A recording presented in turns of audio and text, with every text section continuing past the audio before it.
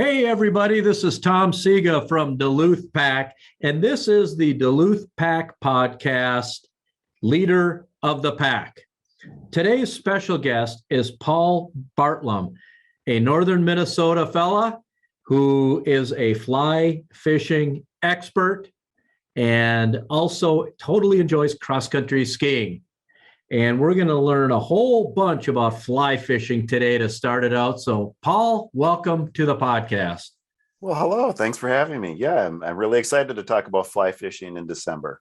Yeah, well, exactly, because, some parts of the world, people can actually do this right now. And if we were, I would say, Paul, you'd be a very good fly fisherman to hit that little 8-inch hole. Yeah. called fly fishing while you're ice fishing. You stole one of my stories.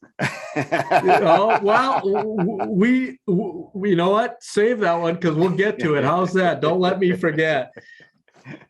What we want to start with is just, Paul, tell us a little bit about you, where you're originally from, how did you start fishing, and then we're going to work our way up to fly fishing because that's a whole specialty. Yeah, great. Thanks. Yeah. Well, I grew up in Proctor, Minnesota. And from probably the day that I was born, I was out camping and things with my parents. And they really did like being in the outdoors a lot. And I just grew up fishing. And some people have that kind of I don't know if it's a disease or a gene, but the last kid on the dock to be called up to, come eat lunch or dinner. That was always me, always poking around in the water and trying to find something to chase in the woods, wherever it was. So you said it's a gene or a disease. I would have to say that we call it, the people who love this, the gene, and then our spouses call it the disease. or the addiction. So how did you start fly fishing? Yeah, so growing up, it'd be my family in the boat, my siblings and my parents, and after probably I was about 12 years old, for some reason my dad wanted to get a fly rod, and I'm thinking that he grew up going down to Solon Springs a lot as a kid to his uncle's cabin. And I'm thinking he must have seen someone down there with a fly rod and thought, I'm going to do that someday. And, I don't know, with fly fishing, you cast both ways in a sense. You have to have the line going in front of you and behind you. And he caught more fish out of the boat on his back cast than he did on his forward cast. And one day he probably tried to get me into this. And so I got a fly rod for Christmas. It was like a Kmart Sports Fisher or something like that, and a fly tying kit. And I was going to join him in it. And it was a little challenging because neither one of us had ever seen anyone do it. There was no internet then to look at videos or anything. So we were just kind of pounding it out on our own. And I took to it because I think the harder something is, the more I try to figure it out. So you were fly fishing out of a boat at this point, and were you using monoline or were you using a fly line when you're getting into the fly fishing? Yeah, that's one thing that's interesting. A lot of people always think of fly fishing as rivers, as I would have if I wouldn't have had that experience. But we fished on lakes as a family for just the warm water species, and he just was going to do it with a fly rod. And so that's how I always thought it started out as, but it would be a fly line and the monofilament leader. So on the fly line's a coated line, and that's what gives it its weight. And the weight is from the fly line that you're casting the fly or the lure. And then you have to have some monofilament at the end of it so that it's not, hitting the water too hard or seen by the fish. And yeah, he just had his little poppers. You go out you go to the sports stores and you see them on the cardboard little packages you can buy. And we would just catch crappies and bass and sunfish, and it was a real hoot. So this is all topwater fishing. It was then. Okay. It was then when I was 12. Okay, and bring us forward from 12 then, because I was I always said, oh, we're fly fishing because we had a fly rod, but we were calling it flogging as we were steelhead fishing, and we're pounding the bottom of the rivers and actually hooking more rocks than fish. But we always called it fly fishing, but it's really not truly fly fishing like you're talking. Well, it's semantics, but if you have a little bit of fly line somewhere on your reel, even if you have 20 pounds of monofilament, nowadays you can call it fly fishing still. There's there's so many different types of fly fishing, and one of them is called Euro nymphing, and that's really what you would do a lot of for steelheading if you didn't have a bobber, which a fly fisher calls an indicator. Another little Okay. difference, right? But so I struggled and had some success with that fly rod as a kid. I ended up going to school down in the cities in my 20s, and I was down there, didn't have a lot of time or a lot of money. And I remember there's a sports store called Burger Brothers, and they had a free fly tying class. And I thought, well, I'm going to have to just try to do this on a Saturday to get my mind on something else. And I loved it. I mean, it was so fun. You had deer hair and chicken feathers and all this other stuff that you're putting together. And I'd gotten a fly tying kit when I was 12, but it came with a booklet and I didn't know how to make any sense of that. So I never ever did anything with it. But this Brothers store event was just fabulous. And I thought, well, I got all these flies now I've been tying all winter at this class. I have to go and lose them somehow. So then I thought I better learn how to fly fish so I can lose some flies and tie some more. Otherwise, you lose that fly and you bought off the cork board at the store. You're all done. It's time to go home. That's right. Well, and you save so much money tying your own flies. No. Not at all, because you're going to buy so much. Right. Yeah. I'm worried when I die that she's going to sell all my fly tying and fishing gear for what I told her I paid for it. And yeah, somebody's going to walk away with a good deal. Yeah, exactly. And somebody's gonna buy it right away, and she's gonna go, wait a minute, this Paul, he wasn't so honest with me here. So, and some of it's probably hidden in places that she can't find it. But you mentioned Burger Brothers, and for people that are listening that aren't from this area, what an iconic outdoor shop that there was that actually had tons and tons of classes, like you're talking fly tying and other times a year, other classes where people could go and learn how to do a new sport or a new hobby. Yeah. Yeah. So how did you take that? So you're starting to tie your own flies now and thinking in your own head, you're saving money, right? But you're getting into it deeper and deeper. Where did you take that and how did it expand for you within the fly fishing market? Did you expand to rivers then, or did you always stay on the lakes and with the panfish and those types of things? So moving to Duluth, there was a shop in Fitkers. I don't remember the name of it. And it was a fly shop, and it was there for a couple of years, and they had a fly tying class too. So I signed up for that again with them, and it was it was so fun just to meet with a group of people and get to know them over a few weeks of doing a fly tying class. And we're all new too, so everything was like Christmas. Every class we got together, all this new materials we got to use and new flies for different species of fish. And I bought a rod from them, a real rod.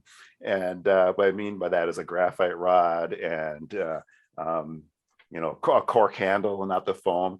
And I took that and I laked fished with it. I laked fished with it for a long time. I do remember the first time because you can there are so many great books about this area and the fly fishing in it. And there was one by Sean Parrish, who's a local author.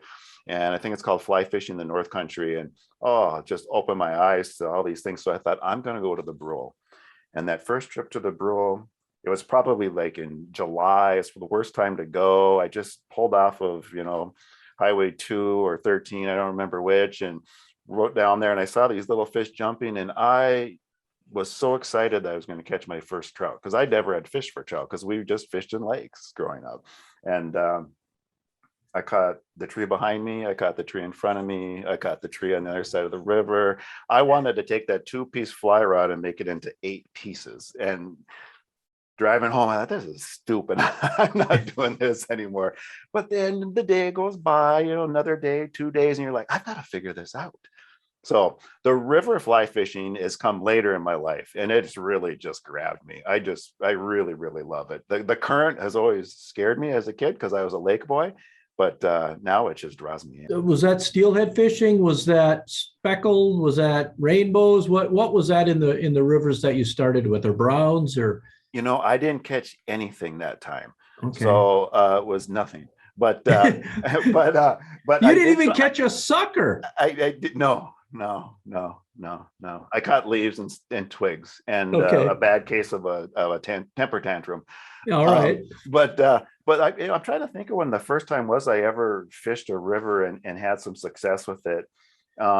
It might have been a trip that I convinced my younger brother, to go with me on, and it would have been the Brule again. We went in at Winnebago, and I'd read in that book about the brown trouts in the lakey parts of the Brule, and so we went in, late July, August, and whatnot. And the Brule's kind of an interesting river, especially above the town of Brule, because it's a lot of private water. And so there's a big stretch from Stones Bridge to Winnebago. I think it's 10, 12 miles, something like that. And the lake section's in between that, and you can't access it. So I'm looking at maps and trying to figure this out. We went in at Winnebago and paddled up at night. And we, had people passing us, and they're, you're going the wrong way, this old story. And we finally got just exhausted, didn't know where we were going.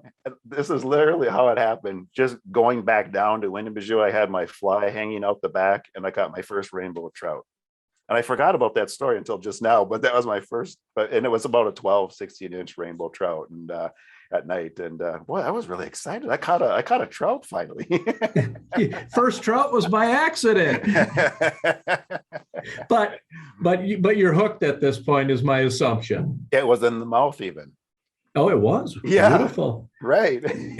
But you are hooked on getting rainbows at this point. Yeah. I didn't even really know what that was when I got it, to be honest with you. Yeah. I mean, brook trout I knew about, because we'd fished those, with worms and things as kids, just on spinning rods and whatnot. But yeah, I didn't know anything about brook trout, brown trout, or anything like that. Paul, how did you start mastering then in these rivers where you're fly fishing, and your experience the first time is hooking the trees behind you, hooking the trees in front of you, and probably catching everything around you as well, to, hey, wait a minute, I need to figure this out. I need to catch fish because I caught one on accident when my, it's just lily dipping out the back of the canoe here. and I got to get this and figure it out. What process did you go through to figure this out? Local club, the Arrowhead Fly Fishers Club. Great organization, great group. And again, found it in the outdoor section of the Duluth News Tribune, signed up, went to a couple meetings, and received mentorship and friends. And that was just so fabulous. There were so many people in that club that would just take you in. And I don't know if it's that way in every sport. I hope it is, but fly fishing, on my terms leading up to that, was this kind of elitist sport. Nobody's going to talk about it. There's not many people that do it. I'm going to try to read about it. I don't want to approach anyone on the stream because there's etiquette things. Even if you don't know it, you just feel like you don't want to go crashing in on somebody and ask them a bunch of questions. But at the Arrowhead Fly Fishers, they had meetings, and they would talk about local things and have events such as fly tying, fly casting, and getting to know them and being part of that club, which I was for a lot of years and still am, but I was a very active member for many, many years. Helped me out. And they had this opportunity for us where an outfitter up in Ely would have us up there, and we were going to have some fly casting classes and lessons. And I'll tell you what, fly casting is one thing that you have to do yourself in fly fishing. You can have a guide, and they can bring you to a place and put you in the river or the lake at a high probability spot to catch fish. Tie your flies on, but you've got to cast that fly rod, and that does take some practice. And if you're not as skilled as I am, you need a lot of practice. And so they had this, it was like $100 and some. It was 2 nights. It was your food, and you stayed, kind of a bunch of people in the cabin. And they had these fly casting instructors that came up from this international, it's called the Fly Fishers International Club. And who ever heard of any of this? I'd never heard of any of this. And, I took some golf lessons before in my life, and it was like that on steroids for fishing. And it was just a blast. So I got hooked on that. Literally, I didn't even realize that funny until now, but I got hooked on that. And so I had a group of people that we did that, and I ended up going through the program and becoming a certified casting instructor. And it really taught me just a lot about not only fishing, but just life, and how to coach people, and how different people, learn different ways. It was really fun. Before we get to 2010, when you became a certified casting instructor, let's go back to Ely, when you were learning how did they teach you? And then I'll follow that up with, now that you're a certified casting instructor, how do you teach other people? And is there a difference from how you learn to now how you teach people to do this? Because, we can all watch a YouTube video now, which you didn't have the luxury to do early on. But like you said, you're saying you have to go do it. My assumption is the first time you do it, you can watch the YouTube video, then you can go do it and you're really horrible. Yeah, that's yeah, I didn't need a video to make me horrible, but breaking it down to the basics. Just like anything, which I've learned more than ever from that, actually, is just breaking them down to the basics and give people chunks that they can handle, so they have some successes early on, and that motivates them and give them a lot of encouragement. So what I mean by that, for example, people are going to come and they're going to have their own gear. For example, they'll have their own rod or whatever. It's going to be grandpa's rod. It's going to be all monofilament because grandpa just steelheaded on the bottom, that kind of a thing. Use a mono bumper. But you don't disparage them. You let them kind of go with theirs and then say, hey, let's try this rod, and have a short amount of line out and just get them going without them thinking about it, in a sense, unless they're an engineer type of a person. There's those people that are engineer minds that way want to know every detail. And so you've got to get through all that for them and then get them into the physical aspect of it. The other people we call poets. They just want to kind of see it and do it and then have some time on their own to work it out. So yeah, short pieces of line and success, I think, would be the right way to say it, is get them hitting that little hula hoop, or whatever you have out there for them to hit. Just a short target doing 20 feet, 30 feet. Give us a run through on, if I was to come and take a class from you, Paul, and I've never held a fly rod before, but I'd like to try this. What would you start with me? What would you tell me? And then after that, we'll follow up with, now you've got me hitting a short target of 10 or 20 feet. How do we get it so that I can, what's the difference between that and then getting it way out there where you're trying to reach something or you're spotting fish? Yeah, well, that's the fun part about it. The beginners are the most fun, I think, because they make the biggest leaps. I like to have us put the rods together at the same time. I'll be kind of doing it and they'll be mimicking me, and I give them some tips. And so they're kind of getting used to the gear and the feel of things and kind of getting the jiggers out of their system. They're kind of nervous and maybe a little embarrassed because this is a new skill for them. So just giving somebody something to do hands-on, and they're copying you. I mean, anybody can put the rod together whilst they're watching you. And then I kind of show them what we're going to do. Just take out a little bit of line and show them. We actually like to show them sideways. What I mean by that is parallel to the ground. So it's not over their head. It's not intimidating that they're going to get hit by the line and whatnot, and they can see what's happening. And usually it's just, I'll pull their line out to the back, for example, and just have them go forward and flick it. And then they'll see that it went out straight. And we'll do that a few times. And then I'll have them do it the opposite direction and then combine that. And some people learn really quickly, and they're going to have it up in the air, whether you ask them to or not, because they just want to go to that step. And so I just find those little basic steps will really help them out. So once they have it, a good rhythm going back and forth parallel to the ground, we start to raise the rod up, and they start to feel. So it's actually, so you're talking actually side arming it. Exactly. Oh, yeah. No kidding. Yeah. Okay. And I think a big part of it that I took away from this that I like to give people is the ability to, I'll just say the word diagnose. I want them to learn what we're looking for and why the line is doing what it's doing and why the fly is going where it's going, so that when they're out doing their thing, they can kind of customize it to the situation they're in, or they can kind of maybe fix or start working to fix on something that they've forgotten. So yeah, when you're doing that, you can see how the line works. It's like a candy cane when it comes off that fly rod. You're bringing I'm just going to back up a little bit between spin fishing, gear fishing, and fly fishing. Like I had mentioned a little while ago, it's the fly line that's actually casting the fly. Whereas in a spin rod or a casting rod, we're used to the weight of the lure that's on there. And I always have this nice demonstration I start with. I've got 15 pounds of fly line, or 15 feet of fly line coiled up, and I've got 15 feet of monofilament line. And I say, throw one and see which one goes further. Well, the fly line goes further. I take a fly, and I take a daredevil, throw one, which is going to go further. It's going to be the daredevil. And that's just kind of trying to get in our head that it's actually the lure that's pulling it out for spinning gear fishing, conventional fishing, whereas it's the fly line that's bringing the fly and delivering it. And because of that, you have to do a little bit different action with the rod. They both do the same thing, interestingly enough. They both bend the rod, it stores energy. And when you stop that rod, the rod wants to straighten, and that flips out whatever the weight is on the end of it. And so with fly fishing, it's the line that's the weight. So you're having that in the air going back and forth, and you can get your aim and you can do these other things with it. So by doing that, it gets that candy cane shape. The line, when you stop the rod, the line keeps going off of it. It's the long end of the candy cane, and then it curls up and it goes to the fly, and it unrolls. The line unrolls as you cast.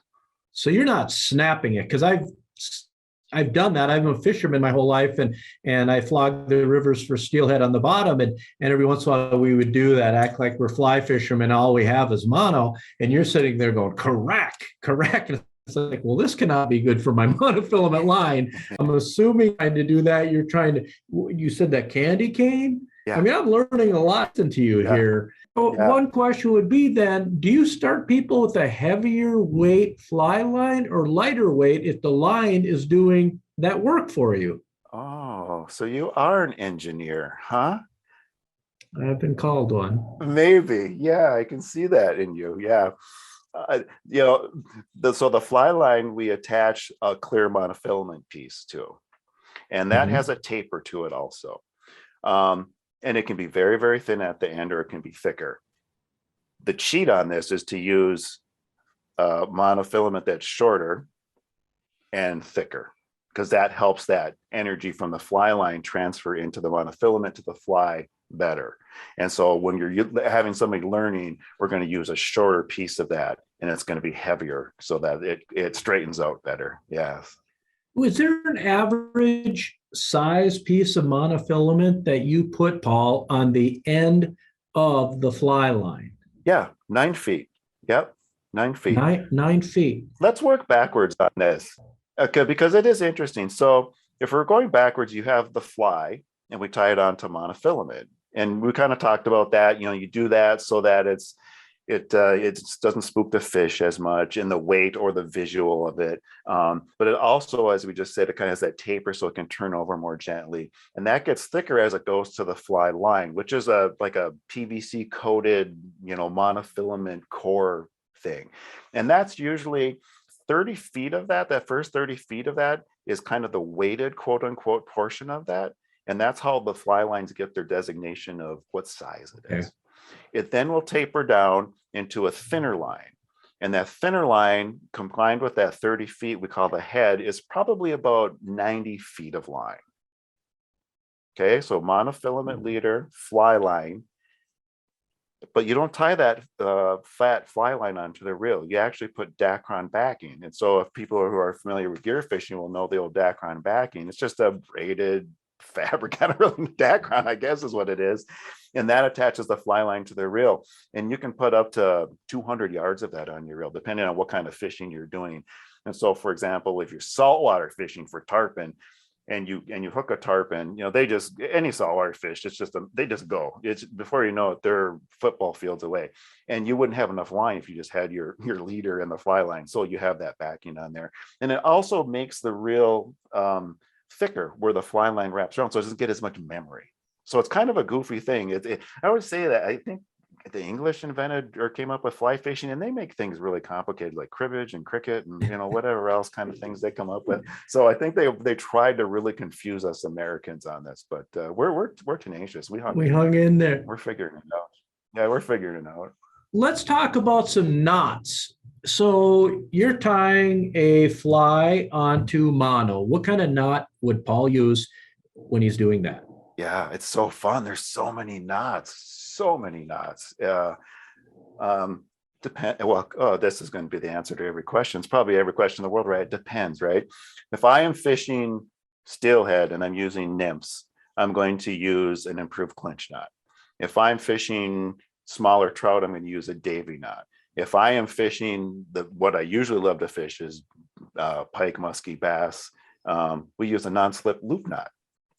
And so the differences on these are non-slip loop knot gives the fly a little swing.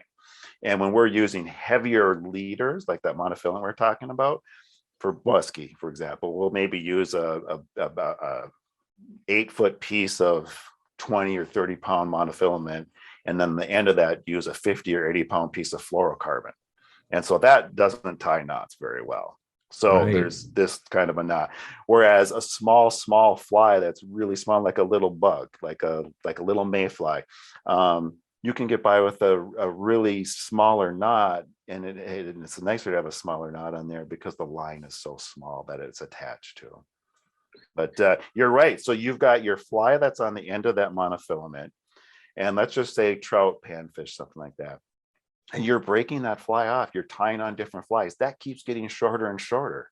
And so your taper starts changing and it won't turn over as much. And you don't want to have now a 2-foot piece of monofilament. So you have to learn these cool knots to add on to that and keep adding on. And that's called tippet.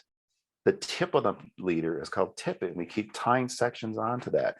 And you can have people sitting around with whiskey and argue what's the best knot all night long. Okay. Now I'm really confused because I thought you just took, if you're truly fly fishing, you just took a piece of mono that you ripped off a spool, cut it at 9 feet, you tied your fly to it, and then at the other end of your 9 feet, you tie that to your fly line. You're saying no? Or yes? Yes, not usually. It's not usually that way. For most of it that we want a nice turnover because it's a light fly, we're going to want a nice taper in that monofilament leader. And those you can tie yourself by using different diameter pieces and tie them all together. Or thank goodness for technology, they extrude these leaders and they taper with no knots. So it'll be thick at the fly line end and thin at the fly end. And that's what most people use. Yeah. But old school way was you would just tie more on to taper it down. Yeah. Wow. See, even old people can learn new things, I guess. Wow. So tell us a little bit about the motion. You can see me doing it because we're on Zoom right now, but you come back, and when I've looked into fly fishing, is there a ratio of how far back how much comes behind you before how much goes out in front of you? How do you do that, or how do you learn that? You are such an engineer. This is so fun. So many good questions. Well, let's start with the cast. You're a student. We start on the lawn, in the grass, if you're, because it's just easier. There's no fly on it. We tie a piece of yarn on so you can see it. How about a special helmet so you don't hook your head? I wear the helmet. You learn by the school of hard knocks. Safety glasses and a helmet. That is one thing that's really important, are the safety glasses. You nailed it with that. God, there was this time my girls, this is the other reason why I got into fly casting. I have 3 daughters, and they just did what dad did, and dad was all hepped into learning to fly fishing, gave up on all his spinning rods and bait casting rods, and they didn't know any better. And so they all fly fished. I mean, like from right off the bat. In fact, I remember them coming back from visiting some friend's cabin and saying, "Dad, can you show me how to use that old rod you have in the garage? Because that's all they had there, and I didn't know how to cast it." Didn't know how to cast a bait cast. Right. When that fly casting class came about, I thought, I better learn how to do this so I can teach them the correct way to fly cast, because I've just been showing them my way. That's maybe not the way. So we're on the grass, because that's a nice, safe place, because you're not worried about catching fish. You're just learning about casting. You put your rod tip down as the student, right down to the grass. I pull that line out tight, put your yarn into the hula hoop. And I say, now you're going to lift that up like we were doing on the side. You're going to lift that up, and you're going to stop your arm at about your ear. And you're going to do that, and you're either going to go really fast and it's going to snap on back, or you're going to go really slow and it won't. So we just keep playing with that until you get it. So when you stop your arm, the rod stops and the line continues to go up straight, just like it did when we were going parallel to the grass. And you saw that when you were doing it that way. And then right before that's going to straighten out, you come forward and you come, slower to faster and stop it. And you'll see it unroll like that candy cane. And so a beginning student, it's really great if they can turn their head and just watch that short line doing that. And it's amazing how fast they'll start to figure that out. I actually find it's kind of fun when you have more than one person, because you can kind of give them a little tip, let them experiment on their own and fool around with it, because they get a little nervous if you're just, was this right? Was that right? And, so that's how you learn that. That feeling of, the rhythm. Okay. The ratio is depending on how much line you have out. That's all going to change depending on how much line you have out. The big thing is to not have slack when you start. If you have slack when you start, so for example, your rod tip isn't on the grass, you're halfway up already, and now you're going to start to lift that line to do that back cast, we call it. Well, you're only going to move a foot, and you're not going to have enough energy to make that line go into the air. So you have to kind of learn to get the slack out, lift it, and then have the right power that you bring it back and speed to stop it. As the line gets longer, you have to wait longer. You have to go harder. You have to move further. It's all those kind of steps that you have to grow with. Paul, when you do your front cast, so you're sending your not your lure, but your fly out there, do you let it stop in the air, drop in the water, or are you trying to place that fly so that you put enough energy in the 4-stroke so that the fly hits the water right when the line is going to be taut? Oh, I'm going to love this word today. It depends. And here's what it depends on. Let's say I'm fishing a dry fly, and that just means a fly that's going to float on the water. So that's a typical trout fly that looks like a little midge or a mayfly hatching. We want that to land gently, and we want it to float. So that one, Tom, we do want to land softly. So we're going to cast it so it unrolls just above the water and falls. If I have it too high and it's a windy day and it unrolls, it's going to blow and I'm going to lose control of it. If I'm fishing nymphs for steelhead, I want them to get down quickly. So I actually want that to unroll and hit the water and drive itself into the water, because it's going to go down faster. Or I might want to get a fish's attention, a smallmouth bass, a pike, a muskie. I want it to smack down and have them hear it and turn on it.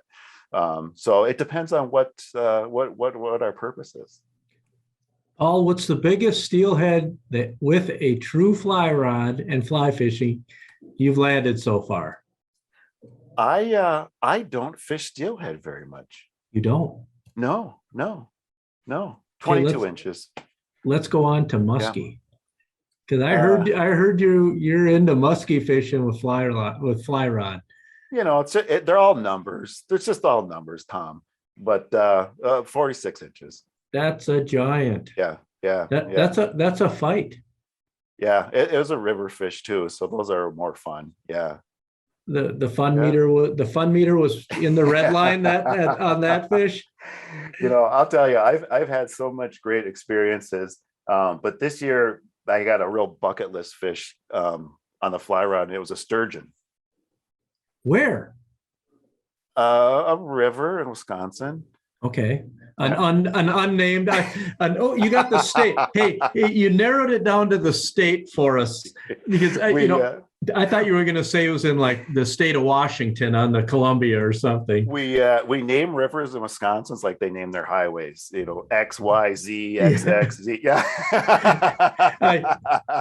I put my finger in the river and made an X. It was River X. It was River X. Yeah, and it was really a fun thing. Actually, it was a guide trip too, and it was a smallmouth bass trip that we do with a guide shop out in Dupree down by Milwaukee. It's called Tightlines Fly Fishing. I've been doing a trip out there with a group of people for probably 10, 12 years. And it's a drift boat trip, and a drift boat is a rowboat that goes down the river, and they're just so cool. There's like 3 seats in them usually. One person in the middle is rowing, and you're usually rowing back and controlling the boat, and it's just so neat. And the person up front is fly fishing. The person in the back is fly fishing. You're standing and there's little braces you kind of lean into, and there's just a lot going on. And you get 3 people in a boat in that close of a proximity, and fly lines going around and things getting tangled. There gets to be some fun jokes and talks and starting. But it was that trip, and because it's a drift boat, there's no motor, so you have to run a shuttle on a river. So you always have the time that you're waiting for the shuttle for the guides to get back. And so I'm waiting for the shuttle, and the guide I'd been fishing, whilst he was doing that, and he says, "Hey," he goes, "there's a sturgeon down here." And I could see him when I was there, and he's kind of eating a little crayfish in the rocks in the shallow water. He says, whilst I'm getting the boat ready and getting our lunches and stuff put away, he says, "Hey, you want to try for that sturgeon?" I said, "Oh, I've always wanted to touch a sturgeon, that I've caught. I just always wanted to do that." And I said, "Yeah, that'd be great." And he tied on a little fly, and it might have been like a woolly bugger or something, just a real standard blah fly, not anything really fancy. And I tracked that sturgeon down. I was on the shore, and it was all rocky, and I was really low and stalking them, and I could see him, puffing and pulling up crayfish, and got a couple casts out in front of him. He swam, past them, and nothing. And he was starting to get a little bit further out, a little out of my range, and I couldn't really see him, but I just saw his tail a little bit, and I cast in front of him. And I saw him swim by where I thought my fly was. I didn't feel anything. And then I started feeling a pull, just a slow pull. And I set the hook, and honestly, it was that sturgeon. And I just blew up with laughter. It was so unbelievable. And I'm probably 20 yards down from the boat now. And I got the sturgeon on, and he's going crazy doing his thing in the shallow water, which was really cool. And I said to the guy, I said, "Hey, Gavin," I said, "Hey, you mind just bringing your phone down here? I'm not a real picture numbers guy, but I really like a picture with the sturgeon." And he's like, what, you got it? And he goes running down and takes the picture and all that stuff. I got to feel it. And, it was maybe an abuse what I did to that fish, because I just wanted to feel everything. I wanted to feel like their bumps on the back, and their scales, and the mouth, and the whiskers. And we let that fish go. About halfway through the day, we stopped for lunch, and he was going to check his phone for the weather or something, whatever. Couldn't find it. And he's like, "Oh no, did I leave that phone up there on the rocks, after we released that sturgeon?" And seriously, and so where I'm trying to call it, but the cell service is horrible. You know how this all goes. And, is it in the boat, and whatever. And finally we did hear it ringing, and it was down underneath the seat in the boat or whatever. But, I was text me those pictures right now. You got it. Exactly. So for people who don't know what a sturgeon is, can you explain a sturgeon? I mean, it's like a dinosaur. Yeah, it is a dinosaur fish. Yeah, it is a really old prehistoric fish, and it just feeds off the bottom, and they can get really long. I don't really know how long this one was. I'm going to guess 4 feet, 5 feet, maybe. I don't know how long they can get, but they're really long and heavy, and they look prehistoric. They have a real pointed nose on them, and it almost looks like a spade shovel. And underneath that nose is like a Hoover vacuum cleaner kind of sucking mouth that goes up and down. And there's 5, I think, little whiskers, but they're little whiskers like my pinky, in size, and they kind of feel with that. And they have a real distinctive tail. It's got a real sickle shape. It's almost kind of like a shark dorsal fin, or like a shark tail shape to it. And they've got bony scales or bumps on their sides and on their back, and they're just really, really cool, really prehistoric. They just eat off the bottom. So that's a bucket list fish for you. What are some of the other of Paul's bucket list fish? You had mentioned earlier some saltwater and the fight you get out of them. Are some of those on your bucket list, or have you caught them all?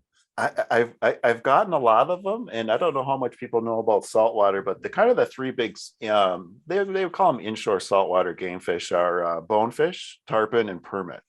And I've caught bonefish and tarpon. I've had a lot of good success with bonefish, and I've had my fill of tarpon. They're a hard fish to catch, but permit is like the fish that I'm trying to think of how the saying goes. I may not remember how many children I have or how many wives, but I'll always remember my permit number. And it's really easy when it's 0. But that is going to be my that's my saltwater fish I want to get next. And what is it about saltwater fish, do you know, that makes them fight so much harder than a freshwater fish? Yeah. I think there's scarier things in there that they're always trying to not get eaten by. Good answer. Warm water too. Yeah, warm water, big water too. They have to travel some distances. Most of fly fishing is very, very visual, and that's the real fun enjoyment of it. Whether it's a dry fly, something floating on top, and a fish takes it softly, or a smallmouth bass crushes a popping bug. I mean, it's that visual. And in the saltwater, it's all visual fishing. In fact, you're standing on a flat bow of the boat and you're looking for fish, and the guide is looking for fish, standing on a platform behind the motor, pulling and pushing the fish or pushing that boat in shallow water. And so you don't even cast until you see a fish. And so these fish they're cruising, they're spooky, they're zipping around, changing directions, and you're trying to get your cast out there in the wind and current and all that kind of stuff, and get them to eat it. When I say all this now, I really realize that fly fishing is probably the dumbest way to try to catch fish that there is if you really want to catch fish. but pretty meaningful when you do catch one, right? That's it. That's exactly right. It's very rewarding. I don't do it because I think it's the coolest way to do it or anything. I think I really am hooked on it because I like the challenge of it. Sure. Yeah. Let's go back to 2010. You became a certified casting instructor. What goes into getting that license? Yeah, it was hard, and I loved it. And so the one thing that's interesting is because casting is it's not like I say to you, draw a straight line, or draw a circle. We know what a circle and a straight line is, but a lot of these casting things that we do in fly fishing are kind of gray areas. With fly fishing, we can throw curve casts. I mean, we can throw a cast that turns 90 degrees.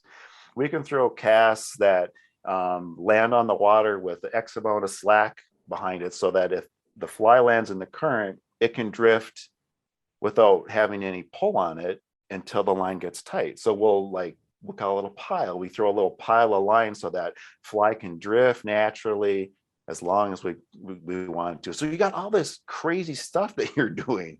And so you have these examiners that are looking at how you cast. Can you throw a nice curve at 30 feet, 20 feet, 10 feet? So it's like all these kind of little obstacle course things. But the biggest part of it is you're just getting a what do I call it? Like a system of how you're going to teach people.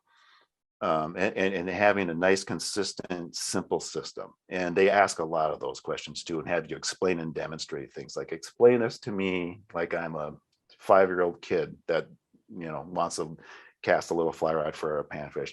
Explain this to me like I'm the first, or this is my first saltwater trip and I'm going to go and fish for tarpon and I've not fly fished before.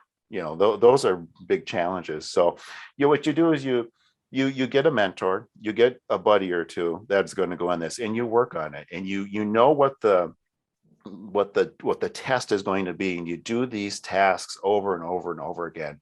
The beauty of it is, as you're doing this, you're making all these mistakes that everybody else is going to make, and you're correcting them. And it's nice to have a friend and a mentor because they help you do that, because they're going to stand alongside and look at you.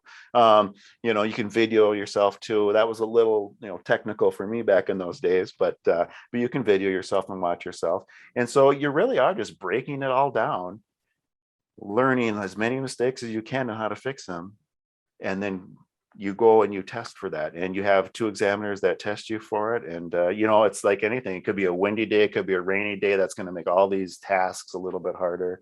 But it's really the process of getting, I think, mentorship in a group of people that you have resources with, to have a big toolbox to teach people with, because some people are going to learn one way and some people are going to learn another. And if you've only taught 5-year-old kids how to cast 5 feet, you're not going to be able to help the tarpon fisherman who wants to go to saltwater. As an instructor, do you instruct now through Arrowhead Fly Fishers Club? Yeah. So I don't know if I'm lazy or if I'm nice, but I just will tell people, I've done a lot of classes, community ed classes, and helped to community ed classes, and did my own. And those are really fun and exciting, but it's a lot of time you put into that to do, a 4-week class and bring all your fly tying and casting and stuff. And I'd kind of run into people and I'd see them years later. I said, yeah, I really wish I would have done that more. I haven't done it since, that class with you. So now I would just rather help people that really just have the gene, are we going with, not disease, the gene. Either works. Okay, the gene. I enjoy spending some more time with them. So I just tell people, I think there's the International Fly Fishers Group has a webpage, and they're the ones that run the casting program, and your name can be on there, and people can search that out. But also through the Arrowhead Fly Fishers Club. And so if someone contacts me, I always just tell them, if you just join as a member to the Fly Fishing Club, lessons are free. Oh, that's really cool. So I hope people were listening to that. They'll get a good freebie here.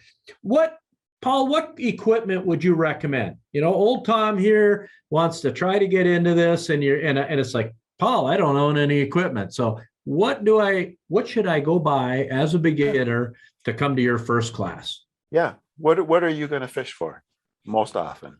I don't know. You're going to have to tell me. You're going to get a fly. You're going to get a fly rod. What fish would you like to fish for? Let's say we're going to do some lake fishing out of a boat. Okay. In Minnesota, of course, right? Why would you go anywhere else? I don't know. I guess Wisconsin with you. So there's so many great just basic setups out there right now. You can't go wrong with a fly rod. When you pay higher money for a fly rod, it has more bells and whistles, but you don't need them. So a good introductory kit, and it'll come with a fly rod, a reel, and a line. And they're usually geared toward the size of fish that you want to fish for. If you want to fish for smaller trout, it's going to be a little smaller setup. If you're going to fish for the panfish, bass, regular northern trout, rainbows, that kind of thing, there's a set for that. And here's how it works. Fly rods are labeled by numbers, and they call them weights. It's 0 weight through, I think, 15 weight. And all that means is it casts that weight of line. The line is that too. It has the same numbers. An average rod is a 5-weight rod. All right, that'll cover a lot of bases. If you're going to catch steelhead or some larger fish, some larger bass, you're going to want a 7 to an 8 weight. And that's as simple as it can be, just like that. Yeah. How about flex? Do they talk about flex at fly rod? Yep, they do. Fly fishing? Yep. You almost can't go wrong with anyone that you buy, especially any beginner set, because it's going to be a more moderate flex. And that just means that it straightens slower. A fast action rod straightens fast. It doesn't want to bend, and it wants to go right back to where it bends. That's actually a harder rod to cast than a more moderate casting rod for beginners. A fast action rod would be for really windy conditions like saltwater. But a moderate action rod is for just about everything else. What is the definition of load then? Look, that's a great question. If you were to take a rod and hold it in your hand and have a line coming off the end of it, like it was coming off the tip top, and you pull on that line and the rod bends, that's the rod loading. And when you let go of the line, it'll unload. So it'll straighten. So if you can kind of picture that of pulling the line and the rod bends, that's energy that's stored in the rod. When you let go of that line, the energy is going to transfer and cast the line. Paul, what makes Duluth a fly fisherman's destination? Oh, the geology and water. This is it. And the variety of species. I could go to the North Shore and fish steelhead. I could go to Island Lake and fish muskie and smallmouth bass. I can go in the St. Louis River and catch just about anything. Yeah. Geology, water, and species variety. Mm-hmm. It seems to have become a real growing sport around this area. We're in the upper Midwest, folks. We're in Duluth, Minnesota, and we have Lake Superior. Literally, I'm pointing out my back here because it's less than a mile away from here, and the St. Louis River is right there out my office window, which Paul's talking about here. So we're very blessed, and you hear about it more and more in the fly fishing, not just the guys that are going out and either trolling or slip bobber fishing and whatnot. What, Paul, has been your favorite destination so far that if I can get back there, I will go back there fly fishing? So many. Now I'm thinking about Belize, Bahamas, Texas. I was just in Texas in October, red fishing. I think just because that was the most recent one, I think that's where I would pick. Yeah. Oh, there's so many good places to visit. And people have figured out how to fly fish for just about every species, I'm assuming. Yeah, that's a challenge. I like catching anything. I I had so much fun this like late summer, early fall, just pushing my little paddle boat out with my little teeny 3-weight fly rod, chasing sunfish that were coming up out in the middle and eating ants off the surface of the water. I mean, I'll go for anything. Well, that's really cool because it's not always about trophy or it's not always about table fare. Sometimes it's just about going and having some fun and catch and releasing, right? That's what it's all about. And getting away from work and getting a little bit getting it. Be in beautiful places. It brings you to beautiful places. You know, I didn't realize when I did that first casting lesson that somebody put that flyer on my hand, I'd be traveling around the world spending money that I probably could have saved and having a good time. But man, I really did. And I'm glad. I'd look like a fool out there in some of those places if I didn't have a flyer. What's that guy walking around the river for looking at stuff? I mean, come on. That's I pretty. gotta look cool. That's pretty cool. Well, you gotta look the part, right? Right. You gotta, Oh, that's a fisherman out there. yeah, exactly. Exactly. So how do people get a hold of the Arrowhead Fly Fishers Club if people are interested in learning how taking a lesson or just starting out in fly fishing? Yeah. Their webpage, arrowheadflyfishers.com. Say that one more time for our listeners, please. Arrowheadflyfishers.com. Okay. And there's 2 good fly shops in Duluth. Also, there's the Great Lakes Fly Shop in Duluth, and there's the Spirit Fly Angler in Superior. And they'll help beginners out and Yep. help outfit them with the right equipment if they tell them what they'd like to go get. You bet they will. Okay, let's switch gears a little bit, Paul. Let's tell us a little bit about your cross-country skiing. So we live in northern Minnesota. It was snowing this morning, so I'm going to have to go snowblow tonight. It snowed like crazy this last weekend, and cross-country skiing is a passion of yours. Yeah, I entered cross-country skiing again in my 40s. So it was, 10, 15 years ago, probably 30s actually. So it was even longer ago. Following my wife.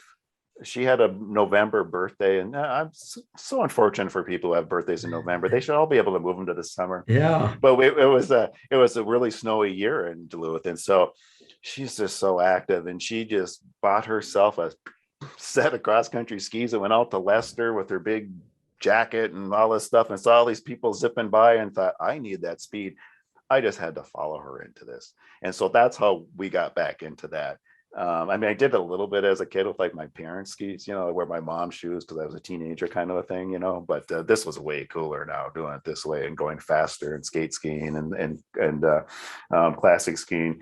And there was a group of people that we were kind of playing with, I'll say at that time, that did other sports, some other triathlons and biking and things. And so we got together, and there might have been a Duluth cross country ski club years before that kind of faded out. And, I don't know. We just kind of were all new getting into it. We decided we should start a club and encourage people to come out and enjoy these trails and let them know that they're out here and that you don't have to be a racer to do it. I always would call those things events instead of races. And that was really fun. And there's a program called Kids Ski. And we started all being coaches for that. That program had been there for a while, but we really got more energy in it because we had so many people that were joining the club and getting out in the trails. Duluth is just fabulous with how many trails there are around. It's unbelievable. It's amazing, and they're being groomed on a regular basis. And if we can get early snow, then we have 5 months of great cross country skiing. And so you are a volunteer at the Duluth Cross Country Ski Club. And what goes into volunteering there? Yeah, we're on the board for a long time, and I'm not any longer. But we put a lot of events out that would be introductory for people, and also some training events that would be for maybe more challenging for people. So we do, like for example, there would be dry land training up at Chester Bowl. They had a workaround there where they'd let us have the lights on, and we do some hill bounding where you just bound up the hill like you're cross country skiing or ski walking, and they would have people that were there that would coach you, which was great because you'd have local talent. I mean, just the fabulous skiers that we have in this town is limitless, and they would volunteer their time and help give you some tips. And what a great way to learn, kind of like fly fishing. If you find mentors and a group that's like-minded, you're going to grow, and that's really a lot of fun. And they did that. They have races. They bring in the Banff Film Festival every year.